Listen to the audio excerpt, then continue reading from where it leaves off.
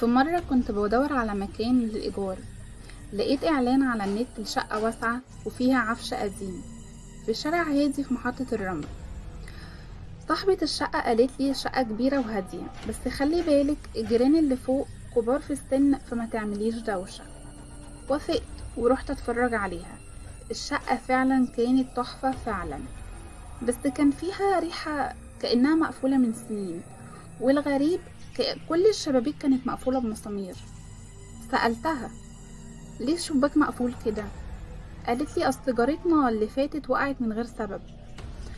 قلت لها تمام. اخدت الشقة، بس من اول ليلة كنت بسمع صوت حد بيتمشى فوقيا، نفس الخطوة نفس الوقت الساعة 2 بالليل بالظبط.